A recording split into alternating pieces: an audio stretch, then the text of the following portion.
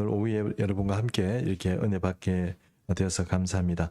이사야의 말씀을 사실 한 일개 교회에서 이사야 말씀을 잘 강의를 하지 않습니다. 그러나 저희는 이제 어쨌든 한 2년 세월 동안 이사야를 이렇게 해왔습니다. 해왔는데 뭐 잘 이해가 잘 되는 그런 부분도 있고 잘 되지 않는 부분도 좀 있고 이렇게 합니다만 이제 관점들을 잘 정리하고 나면 이사야가 이제 좀 여러분 눈에 좀 많이 이제 읽혀지지 않을까 이렇게 생각을 합니다.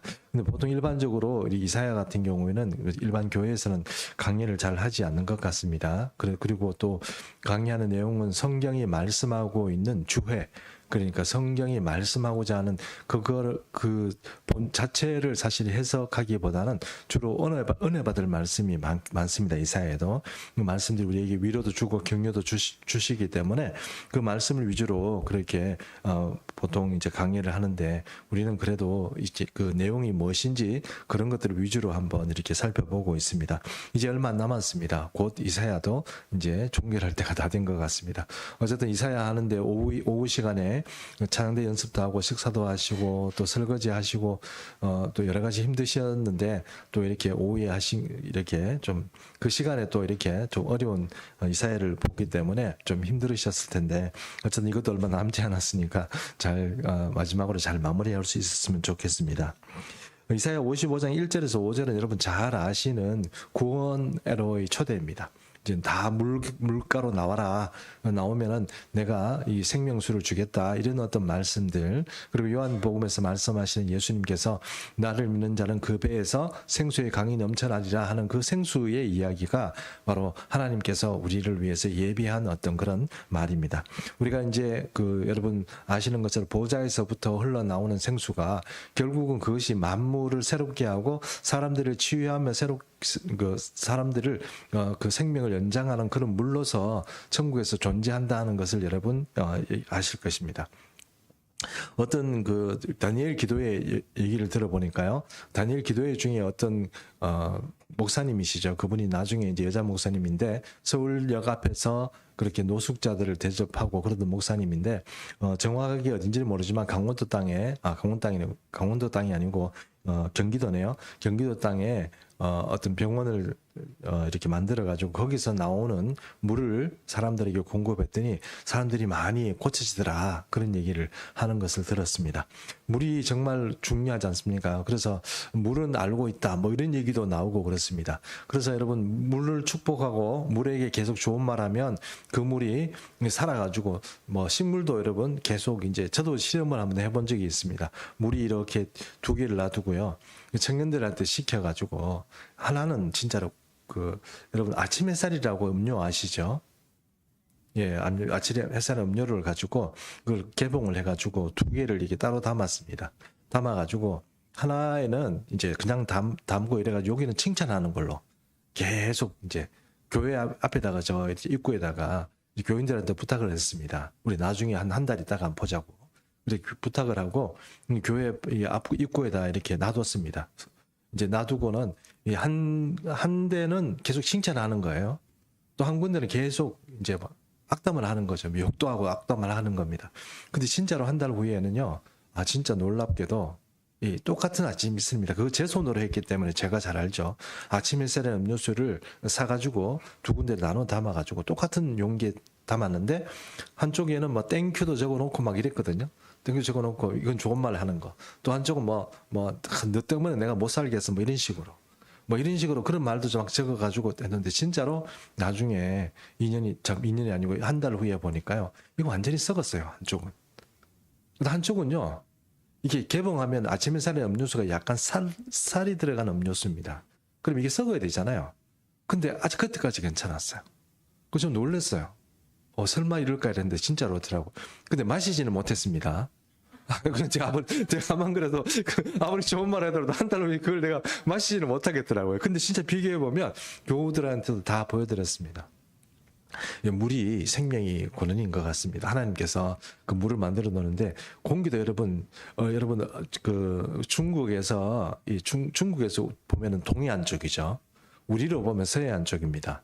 그 서해안 쪽에 동해안 쪽에 거기에 공장들이 많이 짓다 보니까 거기서 그 공장에서 여러분 아주 나쁜 공기들이 우리나라에 많이 들어왔잖아요. 그리고 언젠가 제가 기억이 잘 안 나는데 한때 우리나라 사람들 중에 이쪽에 이 임파선 있는 이쪽 있죠.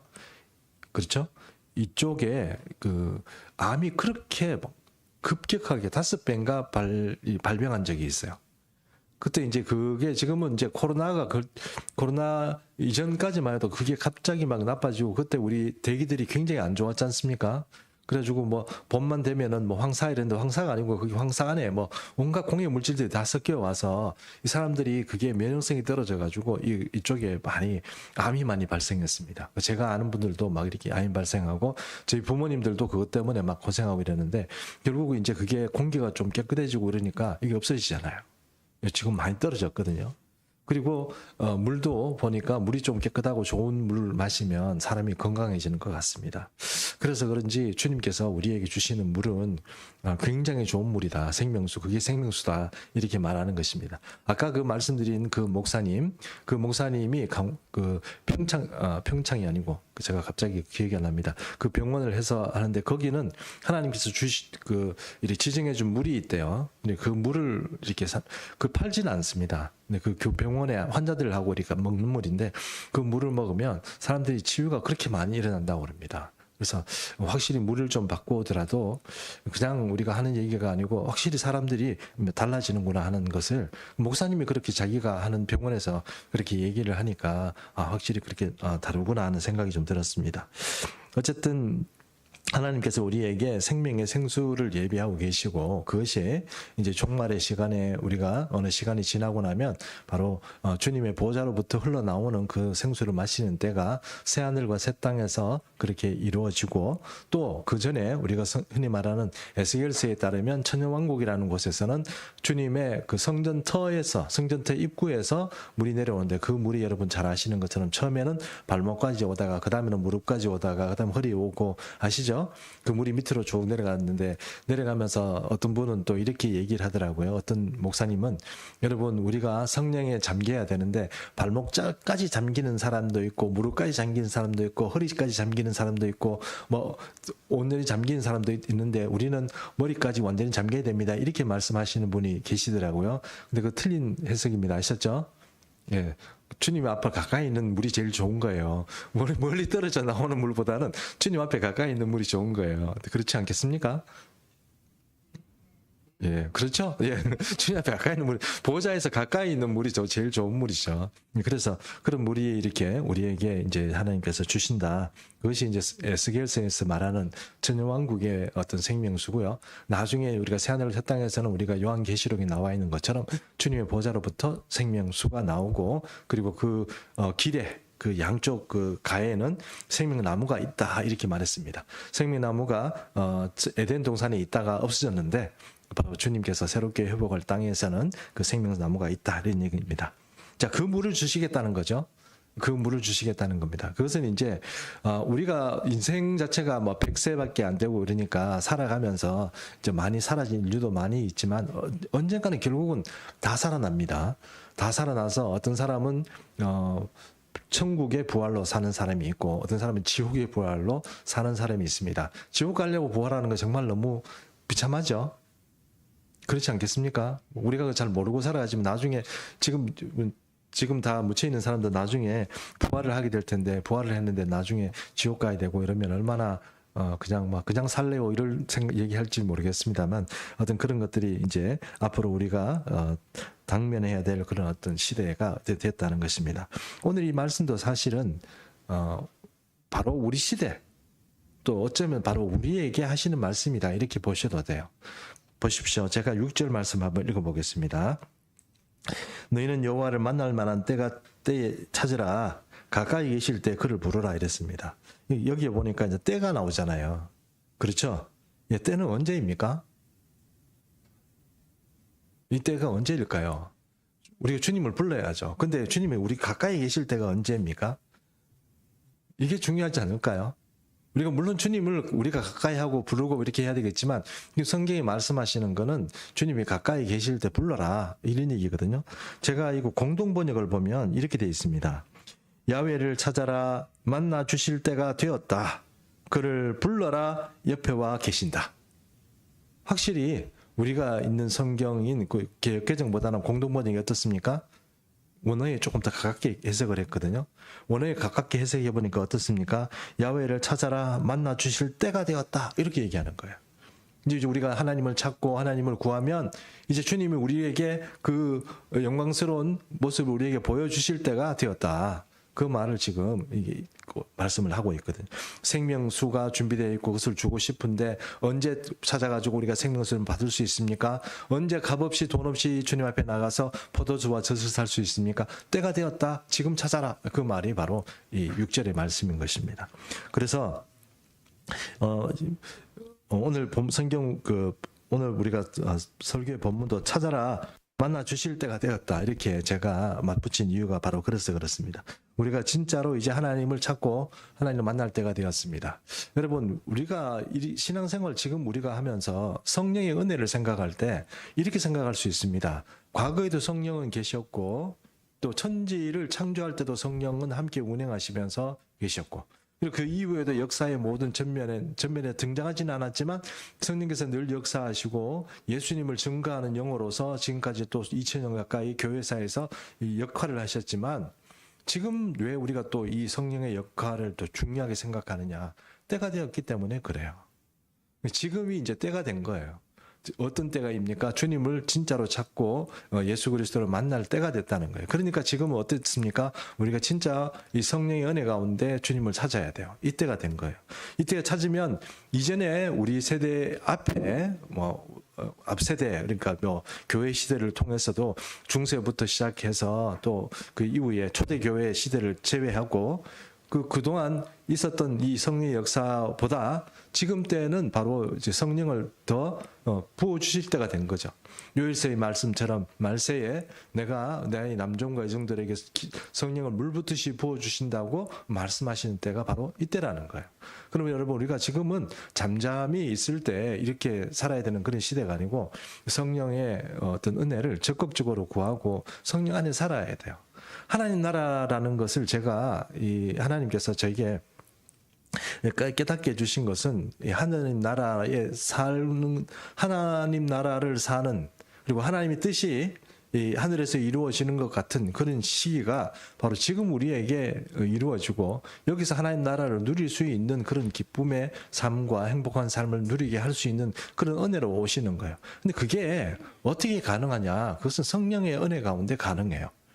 그래서 우리가 오늘 이 말씀처럼 이게 바로 이제 우리가 성령의 은혜를 구하고 하나님 나라를 지금 우리가 이 땅에서 살 때가 되었다는 거예요. 우리가 다 완전한 것을 지금 다 누리지는 못하지만 거기서 시민권을 가지고 있는 우리가 이 땅에서 하나님의 나라를 누릴 수 있고 그것은 하나님께서 예수님께서 이 땅에 오실 때 우리에게 가져오신 그 하나님 나라라는 겁니다. 그것이 깨달아지고 나니까 여러분 은사들이나 이런 것에 대해서 여러분 조금 편견을 많이 가지고 계세요. 그런 거 저도 좀 가지고 있거든요. 그래서 은사 집회한다 이러면 사실 잘 안 갑니다. 또 이렇게 무슨 은사를 어떻게 한다 그러면 저도 좀 두렵기도 하고 설마 이래가지고 잘 안 가요. 그럴 것 같으면 저한테 주시지. 그냥 저한테 주십시오. 제가 그냥 받을게요. 저한테 확신시켜 주십시오. 그러면 제가 수긍할게요. 이런 스타일이거든요. 근데 그게 왜 그러냐면 신학을 또 그렇게 배웠고 또 겪어보니까 사람들이 은사나 이런 분들이 삶이 조금 불투명해요. 조금 이상한 분들도 계시고 그래서 그런 분들 보면 성령의 은혜가 우리에게 오면 그 화평과 그런 사랑과 이런 것들이 이렇게 넘치게 되어 있습니다. 우리가 주님을 만났는데 주님이 뭔가 좀 우리하고 어색하고 뭔가 주님이 우리에게 겁나고 이렇게 되면 좀 곤란하잖아요. 우리가 만나고 경험한 주님은 늘 부드럽고 우리를 격려하시고 우리 마음의 감동으로 감화로 이렇게 오시거든요. 근데 그런 것들을 이제 물론 종말의 시간에 심판주로 오실 때는 절대로 그런 모습이 아닙니다. 그때는 어김없습니다. 공정하고 정의롭게 반드시 심판하십니다. 그러나 지금은 하나님은 그래도 회개시키려고 하시고 우리를 돌아오게 하시려고 하는 그런 은혜가 있는 것입니다. 그러므로 지금 우리가 어떤 모습의 삶을 자세를 살아야 되느냐? 찾아야죠. 지금 그것을 누리도록 찾아야 돼요. 지금 이제 종말의 시간이 이제 왔으니까 이제 주님이 가까이 오신 거예요. 그러니까 빨리빨리 찾고 그것을 우리가 회복하고 그렇게 해야 된다는 겁니다. 그걸 지금 주님께서 말씀하시는 것이 6절입니다. 자, 그래서 7절 말씀 보겠습니다. 7절 같이 읽습니다. 시작. 악인은 그의 길을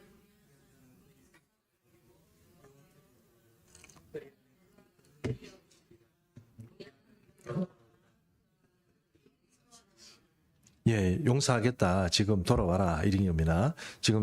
지금이라도 빨리 돌아와라. 네 가는 길을 멈추고 돌아오라는 겁니다. 그럼 여러분, 우리가 이 종말을 살 때 우리는 옛날에 이런 생각을 가지고 많이 살았습니다. 교회에 미치지 마라. 그런 얘기 안 드셨습니까? 교회에 미치지 마라. 좀 적당히 해라. 그렇죠? 적당히 좀 해라. 교회에 미치지 마라. 사람 좀 이상하게 꼭 사람이 철야기도 해야 되고 금식해야 되고 그러냐 좀 이렇게 우리 다 잘할 수 있고 또 우리가 또 기도할 때 보면 이런 분들도 계시죠. 기도할 때 꼭 부르짖어야 주님이 들으시나. 주님 우리 속을 다 아시는데 꼭 안 부르짖고 어떻게 해요? 묵상으로 해서 기도되는데 꼭 미친 듯이 그렇게 부르짖어야 되냐.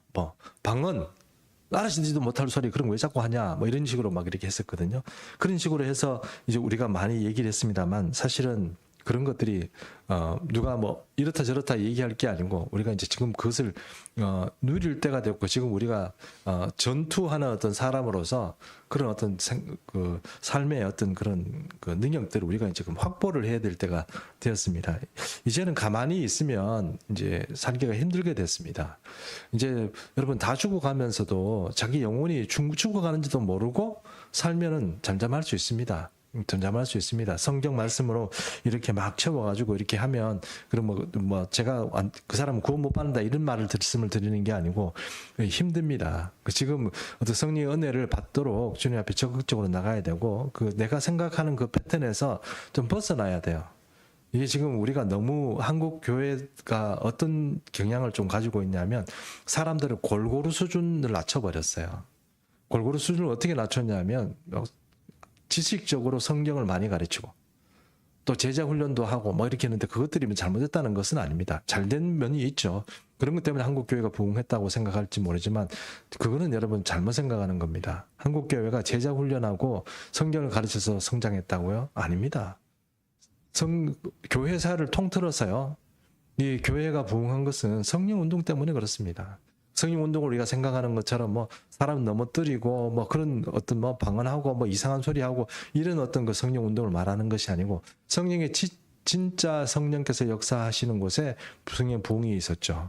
그리고 그런 것을 제대로 우리가 이해하고 참된 그리스도인으로 살기 위해서 제자 훈련을 하고 성경을 가르치는 것 이것은 좋죠. 근데 그렇게 하지 않고 그것 때문에 성장했다? 그렇지 않습니다. 그건 어쨌든 사람을 구원하고 생명을 살리는 일은 성령에 관련된 일입니다. 그런데 사람이 제가 이 제자훈련도 나름대로 관심을 가지고 청년 때부터 이 예수님 믿으면서 어떻게 사람들을 좀 변화시키고 사람들을 붙들어 줄 수 있나 제가 연구도 많이 하고 저도 나름대로 성경도 연구하고 그랬거든요. 사람 안 바뀝니다. 성경을 좀 가르치더라도 안 바뀝니다. 우리 같이 은혜를 나누었거든요. 성경을 같이 공부했어요. 그럼 사람이 바뀐 줄 알았거든요. 근데 나중에 보면 그 사람이 옛날하고 똑같은 소리를 해요. 똑같은 모습으로 자꾸 돌아가 있어요. 삶의 능력도 없고 경건의 능력도 없고 자꾸 돌아가 있어요. 그렇죠. 왜 저 사람이 저렇게 우리 같이 공부도 하고 같이 신앙생활도 했는데 왜 이 사람이 돌아가 있을까? 뭐 때문에 그럴까요? 성령의 능력이 없는 거예요. 실질적인 어떤 삶의 능력에서 그 성령의 능력이 없는 거예요. 그러면 여러분 이 세상 살아가고 믿음의 어떤 전투를 해갈 수 있는 능력이 없습니다. 다 좀 뭔가 이렇게 채워놓으면 뭔가 내가 판단도 잘하고 제대로 할 것 같잖아요. 근데 그렇게 똑똑한 사람들이 왜 이렇게 자꾸 엎어집니까? 왜 잘못된 판단을 자꾸 하죠? 성령 은혜가 우리에게 없으면 마귀는 우리보다 한 수가 아니고 여러 수 우리보다 앞선다는 것을 생각해야 돼요. 성령의 인도하심이 중요하고 신앙생활에 있어서 우리 영적으로 깨어있는 게 그래서 중요한 겁니다. 뭔가 좀 배우고 제자훈련하고 성경 공부 막 하고 그러면 반드시 뭔가 이렇게 잘 할 수 있을 것이다 생각하지만 도움은 됩니다만 그것을 연결하고 실제적인 힘을 내게 할 수 있는 것은 성령입니다. 어떤 위험을 닥쳤을 때 그것을 깨닫게 하고 또 생각의 말씀을 어떤 하나님의 뜻을 분명하게 그 사람에게 말씀으로 주시고 이렇게 하는 것들이 사실 성령입니다. 우리가 성경 많이 하면 여러분 위기가 닥치면 성경 막 생각날 것 같잖아요. 실제로 그렇습니까? 살아보니까 뭐 위기가 어떤 뭐 삶을 살아가는데 어떤 위기가 닥치고 내가 복잡하고 막 이럴 때 성경 말씀이 도움이 됩니까? 안 된다 그러면 뭐 곤란하고 된다 그래도 곤란하죠. 근데 왜 그렇습니까? 그게 내게 조합이 돼서 내게 힘이 안 되는 거예요. 그러니까 이게 성경 말씀이 내게 도움이 안 된다 이런 말을 할 수밖에 없는 거예요. 그런데 실제로 도움은 됩니다. 근데 그게 살아있는 하나님의 말씀으로서 조합이 되고 내 속에서 어떤 영적인 인도하심으로 딱딱 이렇게 잡아줄 때 그때는 강력한 말씀이 되죠. 강력한 힘이 되는 거죠, 말씀이. 근데 그렇게 되지 않으면 배웠다고 해서 되는 건 아니고 성경을 읽었다고 해서 되는 건 아니라는 겁니다. 그러므로 하나님의 생수로 우리가 그 하나님을 찾고 절실히 부르짖고 그분을 붙들려고 노력하고 이게 지금 정말 굉장히 중요하다는 겁니다. 이 종말의 시간에 그런 게 정말 중요하다 하는 것이 바로 6절과 7절의 말씀을 통해서 우리에게 주시는 것이니까 조금 내가 가지고 있는 이런 편협한 생각이나 아니면 성령에 대한 어떤 이해나 이런 것들을 좀 여러분 좀 벗으시기를 바랍니다. 좀 벗으셔야 돼요. 제가 참 제가 너무 흥분해서 죄송합니다만 요 말씀만 드리고 넘어가겠습니다. 저는 바닷가에 한 번씩 이렇게 나가보면 이 파도가 이렇게 치잖아요. 파도가 소리가 있잖아요. 뭐라고 할까? 찰싹찰싹 하는 소리도 나지만 조금 이렇게 조금 바람이 좀 많이 불고 이러면 우르르 쾅쾅 이런 소리도 많이 들거든요. 이것이 이제 육지에 부딪히고 이러면 막 쿵쿵한 소리도 막 나고 그러지 않습니까? 근데 여러분 그게 만약에 내가 깊은 바다로 가면 어떻게 될까요? 이런 생각을 할 겁니다. 조금만 바람 불고 날씨가 좀 불안해도 바다가 이런 상태라면 나 같으면 큰 바다 못 나갑니다. 용기가 없는 거죠. 그 하나님의 은혜는 깊은 바다 같아요. 근데 우리가 보는 것은 육지에 부딪혀오는 작은 파도 소리, 뭐 촤르 하는 소리 이런 소리를 가지고 바다를 판단해요. 못 나가요. 그게. 근데 여러분 그것을 좀 도전 정신을 가지고 주님께 맡기고 나가야 돼요. 주님을 구하고 나가야 됩니다. 그러면 하나님의 세계에 깊은 은혜 가운데서 빠지는 겁니다. 근데 그렇지 않으면 계속 요 수준에서만 머물러 있는 그런 신앙생활을 하게 되고요. 여러분 이 세대는 짧습니다. 푸른 마르고 꽃은 시듭니다. 그러나 하나님의 세계는 영원한 세대인데 그 세계에서 우리가 어떤 사람이 될 것인가 하는 것은 주님의 바다에 깊이 가 있는 사람이 좋은 사람이고 너무 얕은 바닷가에서만 노는 사람들은 여러분 그 수준이 얕다 하는 것입니다. 그러면 좀 될 수 있으면 여러분 이 시대에 우리가 좀 절실히 기도하고 또 성경 말씀도 좀 이렇게 설교 이 오후에 지금 주무시는 거 아니죠? 지금 제가 심각하게 얘기하는데 몇몇 분 고개를 숙이고 계시는 분이 계셔서 그래. 눈을 부릅뜨고 내가 참아야 된다 막 이러고 막 이게 막 허벅지도 막 볼펜으로 찔러가면서 내가 말씀을 해야지 뭐 이렇게 생각하고 하셔야지 아유 막 편하게 하자 이렇게 생각하시면 이게 조금 이제 그런 시대가 좀 지났습니다. 이제 진짜로 여러분 열심을 내고 열정을 내야 될 때가 되었습니다. 주님의 때가 된 겁니다. 아멘 하십시오. 네. 그리고 이제 8절 9절 말씀을 갈 텐데요. 이거는 이제 하나님께서 인생과 하나님의 차이를 말씀하시는데 우리 세상을 살아가면서 이렇게 알게 되는 그런 지식과 하나님은 차이가 난다는 것을 분명히 말씀드립니다. 우리가 왜 깊은 신앙에 못 갑니까? 우리 생각대로 보니까 하나님이 이해가 안 되는 거예요. 그러니까 깊은 신앙 못 가는 겁니다. 8절 한번 같이 읽습니다. 시작. 이는 내 생각이 너희 생각과 다르며 내 길은 너희 길과 다름이라 여호와의 말씀이니라. 9절 또 읽습니다. 이는 하늘이 높다 높음 같이 내 길은 사람도 여러분 생각이라는 것도 이게 한계가 있습니다. 저는 생각이라는 게 한계가 없다고 생각하잖아요. 야 상상은 그 한계가 없다 뭐 이런 식으로 우리가 세상적으로 얘기하지만 이게 있더라고요. 제가 언제 그렇게 느꼈냐면 옛날에 미국에서 브라이스 캐년이라는 그 협곡을 갔습니다. 근데 올라가는데 저는 이렇게 생각했습니다. 이게 뭐 대단한 건가 이렇게 생각을 했거든요. 그런데 캐년 가보신 분도 아마 저는 그런데 캐년 나중에 안 가겠나 싶어서 이제 그 포기하고 브라이스 캐년을 갔었는데 올라가는데 뭐 이렇게 막 좀 힘들게 올라갔어요. 근데 사실 안 보이니까 뭐 대단하겠네 이런 생각을 했거든요. 근데 뷰 포인트가 있어요. 뷰 포인트가. 뷰 포인트를 이제 돌이 크다는 게 있길래 이제 그 돌을 이제 돌아가면 이제 보인다고 하더라고요. 돌을 딱 돌아가서 딱 눈을 떴는데요. 세상에 여러분 그렇게 크고 넓은 것은 처음 봤거든요. 한국에서 겨우 그래서 이게 진짜 이게 캐년이 진짜 이게 사람들한테 이게 어떤 감동을 주는구나 싶었습니다. 내가 생각하는 크다, 대단히 크다, 이런 생각을 가지고 있는 그 어떤 생각의 어떤 라인이 만약에 제 머리에서 이렇게 있다면 그걸 더 넘어가는 거예요. 그 너머에 세상이 있는 거고, 그 너머에 하나님의 이 세계가 있는 거예요. 그러면 여러분 우리가 생각하고 합리적으로 생각해서 이해할 수 있는 하나님의 세계를 꿈꾸고 있다면 여러분 그거는 조금 하나님이 생각이 이 우주를 지으신 하나님인 뜻인데 우리가 당장 우리 눈에만 보이는 것들을 가지고 판단하고 생각하고 어떤 의사를 결정하는 그게 맞겠냐는 겁니다. 그래서 주님은 이 말씀을 너희가 가는 길에서 너희가 생각하는 그것과 내가 생각하는 완전히 차이가 틀린 거야. 그 생각의 차이가 사실 성경으로 우리에게 말씀하고 있는데 그 성경 우리가 믿지 않는 이유는 무엇입니까? 아직도 여전히 우리는 이 차원에서 생각하는 거예요. 이 지금 가지고 있는 이 차원에서 자꾸 이 성경을 통해서 우리가 어떤 말씀을 보려고 하고 하나님의 계획을 하나님의 플랜을 보려고 하니까 보이지 않는 겁니다. 그러나 어쨌든 하나님께서는 이제 때가 되었기 때문에 우리가 빨리 하나님께 돌아오고 하나님께 절실한 마음으로 살아가고 이런 사람에게 하시는 말씀이 바로 이겁니다. 너희 생각, 너희가 가지고 있는 지혜, 너희가 가지고 있는 관점 이런 것들을 좀 이제는 벗어서 하나님께도 올 때가 되었다 하는 것을 바로 8절과 9절의 말씀을 통해서 말씀하고 있는 것입니다. 자, 그다음에 10절, 11절 말씀을 통해서는요, 이게 하나님 말씀이 확실히 성취될 것이다 하는 것을 말하고 있습니다. 10절 말씀을 같이 읽어보겠습니다. 시작. 이는 비와 눈이 하늘로부터 내려서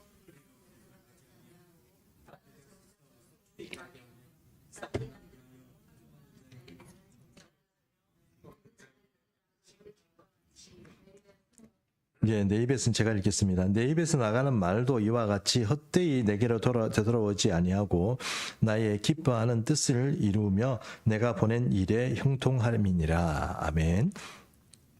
여러분 제가 한 번씩 신학생 때 제가 이제 신학 교수들이나 아니면은 또 이렇게 그 유명한 어떤 신학자들이 나와서 이 성경을 강의하는 걸 이렇게 듣다 보면 어떤 생각을 드냐면은 저 사람들은 이 칼을 들고 성경을 좀 많이 이렇게 분해한다는 생각이 좀 들었습니다. 그런 생각을 가끔씩 합니다. 그리고 자기 생각이나 예수님이 성경이 말하고 있는 그 본질에서 살짝 벗겨가지고 다른 얘기를 쫙 해요. 저 사람은 지금 정말로 하나님을 믿는 사람인지 아니면 학문적으로 이 교회를 공격하려고 하는 사람인지 오해가 좀 이해가 안 되는 사람들이 좀 있습니다. 저 사람이 무슨 종교주의자도 아니고 종교 철학자도 아니고 저런 생각을 하나 이렇게 제가 좀 그렇게 생각하는 분들도 많이 계십니다. 그때마다 하나님께 주님 이거 어떻게 해요? 이렇게 물어보면 하나님이 대답을 해주셨어요. 그래가지고 제가 신앙이 그나마 그런 사람들에 대해서 이게 지금 조금 내성을 가지고 이 신앙관 자체를 붙잡고 있는 거예요. 근데 보통 그런 것들이 헷갈리는 신학생들은요, 헤매다가 처음에는 불 받고 이렇게 사명감 받고 이렇게 교회로 오고 또 목회를 시작했는데 다른 길로 가는 분들도 많이 있습니다. 그리고 조금 어려우면요, 교회 문 닫고 이제 가는 거예요. 그런데 저 같은 경우는 끝까지 가야 된다 생각을 합니다. 왜 그렇습니까? 주님 보내주신 사명 이런 것들이 명확하기 때문에 좀 힘들고 어려워도 이제 간다는 그런 생각이 있는 거죠. 근데 이게 어떤 문제가 있냐면은 지금 이 세계에 있는 경전들이 여러 가지가 있잖아요. 예를 들어서 이슬람 경전인 꾸란이 있지 않습니까? 제가 꾸란을 읽어봤다고 그랬잖아요.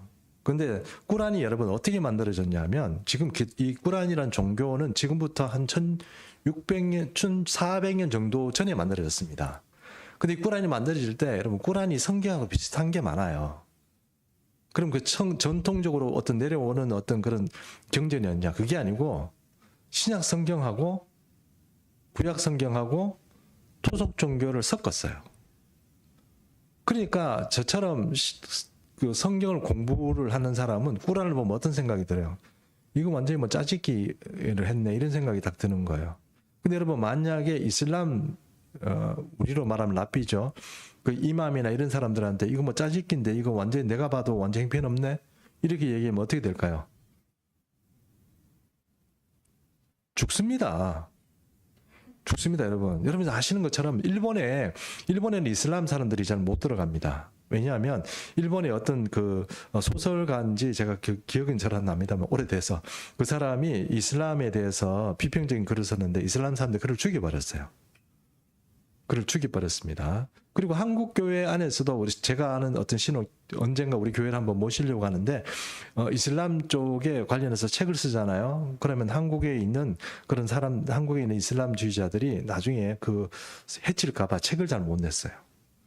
그리고 뭐 생명의 말씀사 이런 데 있잖아요. 큰 출판사 있잖아요.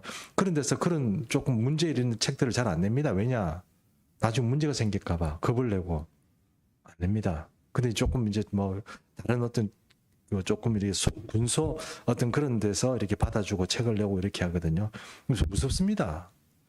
근데 여러분 성경에서 성경을 난도질하고 막 이렇게 하면 어떻게 생각이 들어요? 사람들이 잘한다 합니다. 저 사람 똑똑한데 막 이러거든요. 근데 여러분 더 깊이 가면 갈수록 성경이 이만큼 짜임새 있고 과학적이고 우리가 상상하지 못할 정도로 정밀하다는 것은 나중에 가봐야 합니다. 성경은 믿고 그것을 계속 연구하는 사람에게는 놀라운 어떤 그런 은혜로 나오는 거지만 그렇지 않은 사람들에게는 그것이 아주 엉성해 보이고 믿지 못할 그런 이야기로 보이는 것입니다. 9절과 10절 말씀이 그 얘기입니다. 하나님의 말씀은 나갔다고 그러잖아요. 그러면 비가 땅에 내리면 그것이 땅이 흡수를 하고 그것도 소출을 내고 그렇게 하나님께서 하시는 것처럼 하나님 입에서 나간 말씀은 절대로 돌아오지 않습니다.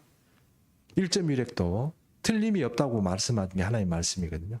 그 사람들의 생각에는 그게 믿어지지 않는 거예요. 내 머리로 연구해보고 또 고민해보고 또 뭐 치열하게 또 탐색해보고 이렇게 했더니 안 믿어지는 거예요. 그 10절과 11절 말씀을 통해서 하나님께서 말씀하시는 겁니다. 내 길은 너하고 다르고 너희 차원이 다른데도 이 사람들은 내 차원에서만 자꾸 하나님을 연구하려고 그러고 하나님을 내 수준에서 내려서 탐색하려고 그러는 거예요. 거기는 답이 없습니다. 바보가 아닌 이상 진짜 진실된 그리스도인들은 주님 앞에 무릎 꿇을 수밖에 없습니다. 왜요? 아주 정확하시기 때문에 그래요.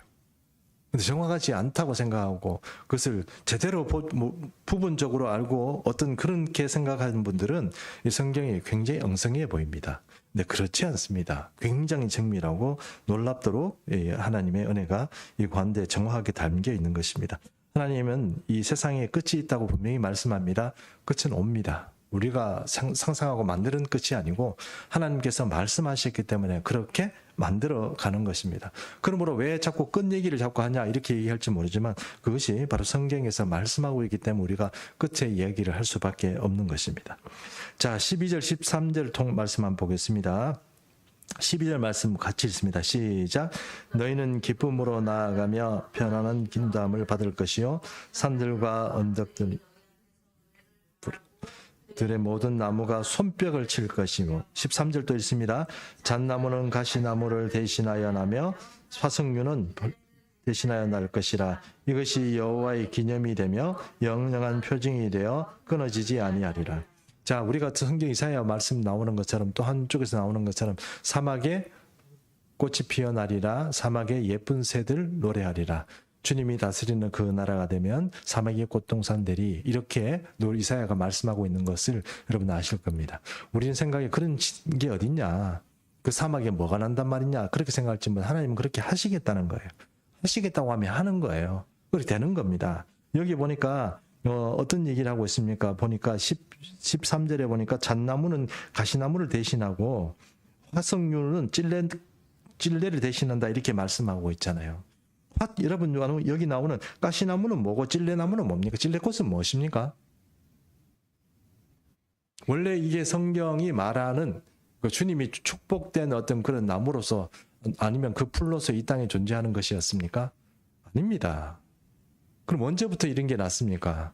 아담과 하와가 쫓겨나면서부터 그렇게 되었습니다. 그래서 하나님께서 성경에 뭐라고 말합니까? 악한 나무들이 악한 풀들이 날 것이라고 성경은 분명히 말씀하고 있습니다. 태초에 하나님께서 그렇게 만드신 그 세상에는 그런 것이 없었습니다. 그런데 하나님은 우리가 범죄함으로 인해 가지고 이 땅에 있었던 이 가시 종류, 사람 찌르고 그리고 쓸데없는 나무, 이 나무 가지고 도대체 뭐 어디 쓸데없는 거, 집을 지을 수도 없고, 그죠? 뭐 할 수 없는 그런 나무들이 이렇게 나는 거, 그것은 바로 이 악한 어떤 세상의 어떤 결과라는 것입니다. 근데 그런 것들이 다 없어지고 어떻게 해요? 화석류는 어떤 겁니까? 꽃나무 이렇게 말해야 될까요? 꽃나무라고 이런 말해, 제가 화석류라고 알고 있는 나무는 꽃나무입니다. 꽃나무 같은 것들이, 잣나무 같은 것들, 열매 맺는 나무들이, 그런 나무들이 이제 지금까지 있었던 찔레꽃, 찔레나무 아니면 가시나무를 대신해서 핀다는 거예요. 그럼 그때가 되면 어떻게 해요? 하나님의 이름이 어떻게 해요? 높아지고 하나님의 이 증거가 이 땅에 이렇게 나타난다 하는 것입니다. 결국은 하나님께서 이 종말의 시대에 지금 우리가 찾고 그렇게 주님 함께 회복하고 그런 어떤 삶을 살아갈 때 하나님께서 주시겠다고 약속하신 것은 어떤 것입니까? 좋은 땅, 좋은 나무, 그리고 꽃들, 그런 것들이 이렇게 생기고, 그때 되면 하나님 참 감사합니다. 주님께서 이런 것들을 우리 위해서 준비하셨군요. 그런 시대가 온다는 것입니다. 그를 위해서 우리가 열심을 내고 그렇게 살아라 하는 것을 오늘 성경 말씀이 하고 있는 것입니다. 오늘 여기까지 하겠습니다. 기도하겠습니다. 살아계신 하나님,